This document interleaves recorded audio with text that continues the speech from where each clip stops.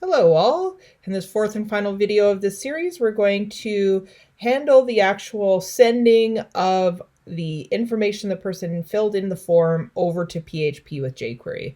So we've already created this bootstrap form. We've pulled things from the form and stuck them into variables. We created this test that is testing our variables, and we've checked to see have they entered information and is it the right kind of information. So the last phase here is to actually send the information to PHP with Ajax. So we don't want to actually navigate over to that PHP form. We simply want to have it seamlessly send it in the background. So what jQuery has is a method called where you go $.Ajax bracket bracket semicolon. So this does just that. We can send information in the background over to our PHP. Now we haven't created our PHP yet. That's going to happen in a moment here. So within the curly brackets there, I'm going to create a JSON object. So that's just two curly brackets. Again, JSON stands for JavaScript Object Notation, which allows us to define several property value or key pairs in which we can send over. So I'm just going to put my cursor between the curly brackets there and hit enter. And I'm going to put the several things that I need for Ajax within those curly brackets. So one of the things is the type of way I'm sending it.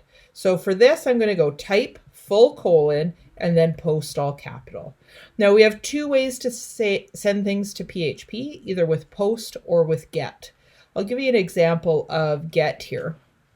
So if I just go to Google and I type in dogs underwater, which is an amazing thing to Google if you haven't before. I mean, hilarious. But if I look up at the address bar, you'll see up here it's got the address and then search question mark. And after that question mark, I see Q equals dogs plus underwater. So that's a variable that Google is sending, that query, I'm assuming Q stands for query, that I've put in to query the internet, if you will, to see what things are out there. So when I see it up in the address bar here, that is a get method. When I send things through post, conversely, it doesn't actually put it up in that address bar. It just sends invisibly. So you can imagine if you are putting in your credit card information, you certainly wouldn't want that to show up in the address bar. If you are putting in your username and password, certainly wouldn't want that up in the address bar. So there's times you certainly want to use post, and there's times that you can get away with using get. So that's the difference there. So in ours, we're going to use post. And then at the end of that line, I'm going to put a comma because I'm going to put another pair underneath it. So the next thing I need to define is the URL. Where is the PHP file that I'm going to send? So I would send this information to.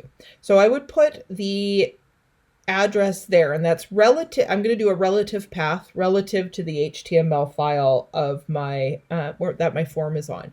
So I'm just going to, for this example, put them together in the same folder, in the same folder. And we haven't made this page yet, but I'm going to call it email.php.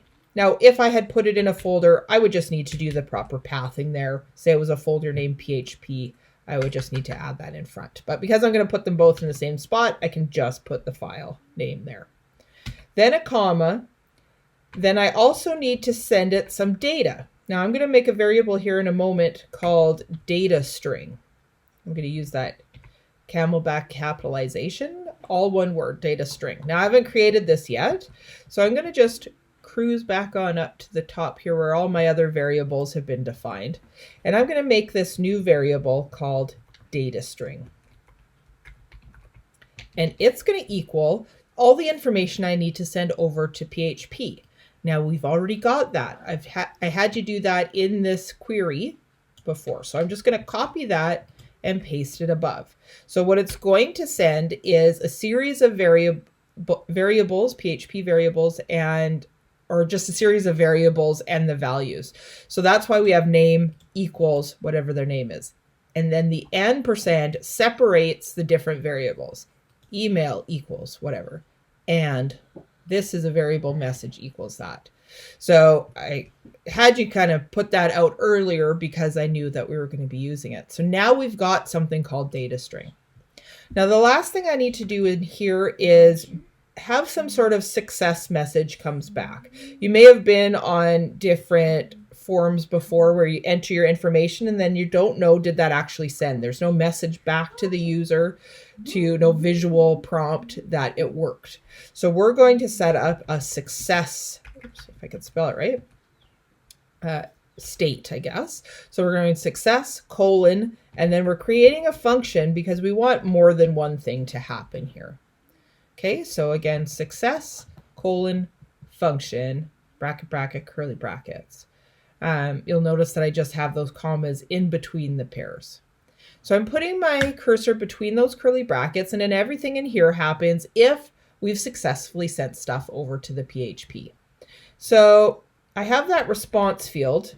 So one of the things I'm going to do is change the HTML of that response to a message that says, yay, we've done it, or something. So thanks for the message. We will get back to you shortly.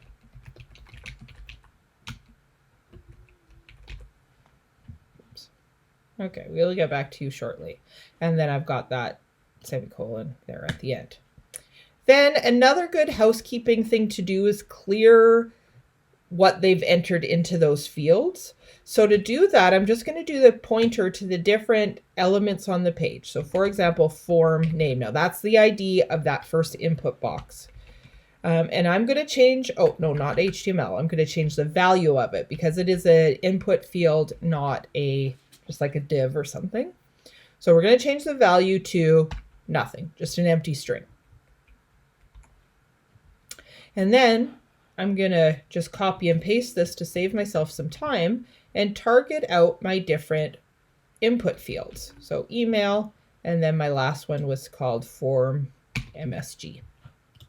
So now I've got that response going out. So I'm going to visually get some response, and then I've got the different values. So I'm going to save that.